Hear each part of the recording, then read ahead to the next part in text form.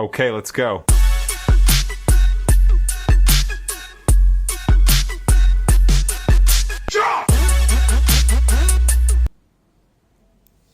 Sống xóa cùng một căn channel The Technology bạn ngày này đây dương đang dây ông pi multimet bạn cả prap multimet bạn tới multimet với mình sẽ sắm khăn bạn ná bạn hai vía prap trong một nhiều vậy là multimet được trong công pung căn ní cứ chỉ multimetประเภท digital បាទដែលជាម៉ាក Inaco យើងប្រើប្រាស់វាដើម្បីវាស់នៅតង់ឆ្លងជាប់តង់ឆ្លងឆ្លាស់បាទអំពែមីលីអំពែបាទខ្សែចម្លងយ៉ូតគ្រឿងបរិក្ខារអេឡិចត្រូនិកបាទដុំភ្លើងឬក៏ resistance បាទមួយចំនួនទៀតដូច្នេះដើម្បីឲ្យធ្វើការវាស់បានយើងត្រូវស្គាល់ពីមុខងាររបស់បាទ multimet និងកាលីបរបស់វានិងប៊ូតុងមួយចំនួនក៏ដូចជាបាទរុនសម្រាប់ដោតចូលបាទដូច្នេះនៅពេលដែលយើងប្រើប្រាស់បាទនៅពេលដែលយើងប្រើប្រាស់យើងត្រូវដឹងពីកាលីបវាជាមុនបាទកាលីបនេះយើងកាច់មកដល់ចំណុចនេះគឺយើងបិទបាទបិទនៅដំណើរការរបស់ multimet នៅពេលដែលយើងបាទប្រើប្រាស់ដល់ចំណុចនេះបាទគឺជាតង់ស្យុងបាទតង់ស្យុងឆ្លាស់ដែលយើងប្រើពី0វ៉ុលរហូតដល់ទៅ600វ៉ុលសម្រាប់អ្នកដែលគាត់បានវាស់ស្ទង់ឬក៏គាត់ដឹងពីចំនួនវ៉ុលច្បាស់លាស់យើងអាចកាច់កាលីបឲ្យត្រូវដើម្បីវាស់តែម្ដងប៉ុន្តែបើសិនជាក្នុងករណីដែលអ្នកសិក្សាឬក៏អ្នកដែលគាត់ពុំដឹងពីចំនួនវ៉ុលច្បាស់លាស់ទេសូមបាទប្រើប្រាស់កាលីបដែលមានតម្លៃធំបំផុតក្នុងករណីថា220វ៉ុលយើងត្រូវប្រើប្រាស់បាទកាលីប600វ៉ុលអត់អាចប្រើ200វ៉ុលបានទេបើសិនជាក្នុងករណីវ៉ុលដែលយើងត្រូវវាស់ធំជាងតម្លៃវ៉ុលដែលយើងកំណត់វាអាចធ្វើឲ្យមិនចេញតម្លៃលេខបង្ហាញចូលនៅលើអេក្រង់បាទឬក៏វាអាចធ្វើឲ្យ multimet របស់យើងនឹងជួបបញ្ហាឬក៏ឆេះតែម្ដងបាទឆេះតែម្ដងអញ្ចឹងខ្ញុំអាចកាច់បាទបង្ហាញដល់ទាំងអស់គ្នានៅពេលដែលយើងកាច់មកក្លីបទាំងបាទប៉ុន្មានហ្នឹងគឺយើងចេញលេខ00ទាំងអស់ហើយកន្លែងបាទខាងលើវាអេក្រង់នេះបង្ហាញថាវ៉ុល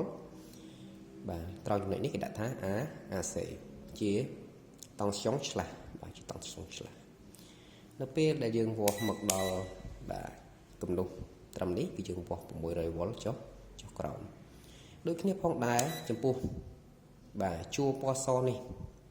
គឺយើងវាស់ទៅលើតង់ស្យុងជាប់បាទតង់ស្យុងជាប់គឺយើង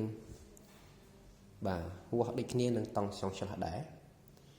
ដែលតង់ស្យុងជាប់បាទមានដូចជាអាគុយថ្មពិល power bank ឬក៏ solar ជាដើមបាទនេះគឺការប្រើប្រាស់ទៅលើតង់ស្យុងជាប់រីឯតង់ស្យុងឆ្លាស់មានដូចជា alternator ដុំភ្លើងបាទដុំភ្លើងដូចជា motor dynamo ដែលយើងចេញពីម៉ាស៊ីនភ្លើងឬក៏បាទភ្លើងរត់យើងដែលបាទកើតចេញពីបាទស្ថានីយ៍គិសនីឬក៏អាចកើតចេញពីបាទចលនានៃ alternator បង្វិលរបស់កង្ហារឬក៏ប្រព័ន្ធខ្យល់ឬក៏ប្រព័ន្ធទឹកហូរបាទតមកទៀតនៅពេលដែលយើងដឹងពីកាលីបបាទតង់ស្យុងជាប់តង់ស្យុងឆ្លាស់យើងមកដល់បាទការប្រើប្រាស់នៃការវាស់អំពែអញ្ចឹងយើងវាស់វាបាទមាន10មាន200មីលីបាទនិង20មីលីអំពែអញ្ចឹងមានន័យថាការប្រើប្រាស់នៅការវាស់អំពែនេះគឺបានត្រឹមតែ10អំពែទេយើងមិនអាចវាស់លើសនឹងបានទេបាទបន្តិចទៀតខ្ញុំនឹងបង្ហាញបន្ថែមលម្អិតណាបាទតមកទៀតក្លីបនេះយើងបង្ហាញនៅលើអេក្រង់ចេញជាតម្លៃវ៉ុលដូចគ្នាប៉ុន្តែត្រង់នេះគឺមាននិមិត្តសញ្ញាយ៉ូតដែលយ៉ូតនេះយើងអាចវាស់បានទាំងយ៉ូតវាស់បានទាំងបាទគ្រឿងដែលប្រើប្រាស់ទៅដោយយ៉ូតនៅផ្នែកខាងក្នុងរបស់វាបាទមានអីខ្លះមាន transistor thyristor បាទtrias បាទមានអីទៀតខ្វែកបាទសុទ្ធតែយើងប្រើប្រាស់នៅក្លីបយ៉ូតនេះដើម្បីវាស់ទាំងអស់បាទក្លីបនេះនឹងមាននិមិត្តសញ្ញាមួយគឺនិមិត្តសញ្ញាបាទខ្សែចម្លងដែលយើងវាស់បានបាទដែលយើងវាស់បានហើយ យើងអាចវាស់ទៅលើការដាច់ឬជាប់របស់ខ្សែចម្លងយើងក៏អាចវាស់បានដែរនៅតម្លៃបាទអូមរបស់ bobin ដែលមានតម្លៃអូមតូចបាទអូមតូចបាទបើសិនជាតម្លៃអូមនោះធំគឺយើងវាស់ជាតម្លៃនៃ resistance បើយើងវាស់បាទចាប់ពី0រហូតទៅដល់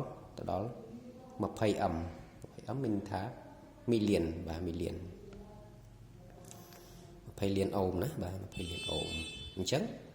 យើងវាស់ពី0អូមទៅដល់20លានអូមដូច្នេះដូចខ្ញុំបញ្ជាក់ពីដំបូងអញ្ចឹងបើយើងអត់ដឹងថាតម្លៃវាប្រមាណទេយើងគួរតែប្រើប្រាស់ clip ដែលធំបំផុតហើយកាច់បន្ថយវាវាស់ម្ដងបន្តិច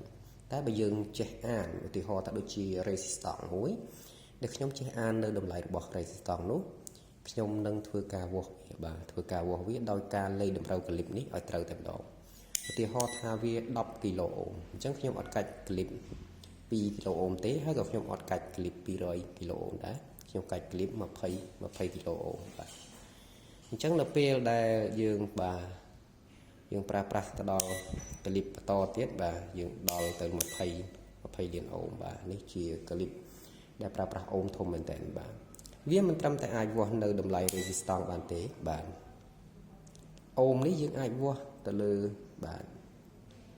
capacitor ឬក៏យើងហៅថាកងដង capacitor ក៏បានដែរហើយនៅគ្រឿងបរិក្ខារផ្សេងទៀតបាទមានច្រើនទៀតណាបាទមានច្រើនទៀតដែលយើងវាស់តម្លៃអូម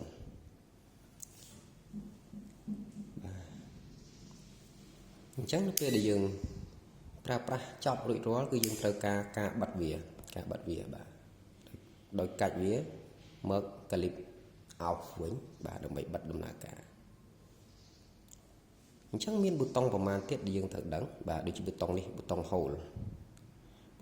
គឺជាប៊ូតុងមួយសម្រាប់ស្កប់ឬក៏ដើម្បីរក្សាទិន្នន័យបាទបណ្ដោះអាសន្ននៅលើអេក្រង់បើសិនជាខ្ញុំវាស់បាទភ្លើងបាទតង់សុងឆ្លាស់បាទដែលមានតម្លៃក្រោម600វ៉ុលឧទាហរណ៍ថាខ្ញុំវាស់ភ្លើងបាទ3ហ្វាវាស់ភ្លើង3ហ្វាខ្ញុំវាស់ហ្វាទី1បាទបានប៉ុន្មានអញ្ចឹងខ្ញុំចុច hold ទៅដើម្បីរក្សាទិន្នន័យវានឹងបង្ហាញនៅអក្សរ H នៅលើអេក្រង់បាទនៅពេលដែលខ្ញុំបាទរក្សាទិន្នន័យចប់ឬក៏ខ្ញុំកត់ត្រាទុករួច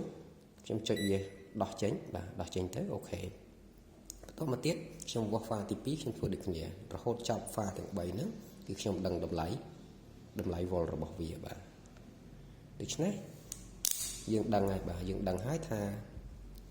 ការប្រើប្រាស់របស់វាគឺបែបនេះបាទការប្រើប្រាស់វាគឺបែបនេះអានេះ hole គឺគេធ្វើអញ្ចឹងបាទ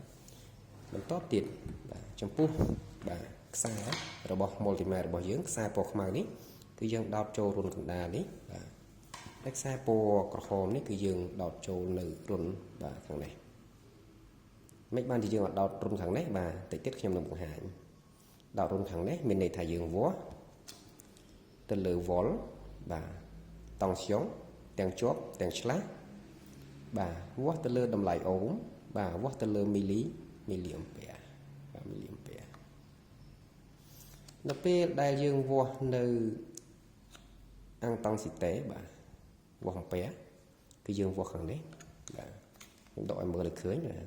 អញ្ចឹងយើងវាស់បានត្រឹមតែ10អាំពែប៉ុណ្ណោះ10អាំពែប៉ុណ្ណោះអញ្ចឹងមើលណា10អាំពែអញ្ចឹង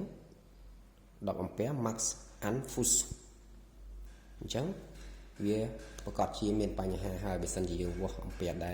លលើសបាទអញ្ចឹងមុខងាររបស់បាទ multimeter នេះ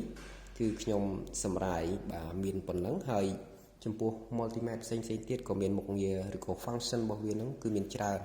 ជាងនេះអញ្ចឹងខ្ញុំសូមយក multimeter ប្រភេទនេះមកបង្ហាញបាទបើសិនជាមានឱកាសក្រោយក្នុងការបង្ហាញទៀតខ្ញុំអាចបាទបង្ហាញ multimeter ប្រភេទបាទ analog ដែលយើងហៅថា Tonic ឬក៏ប្រភេទ digital camera ឬក៏ថា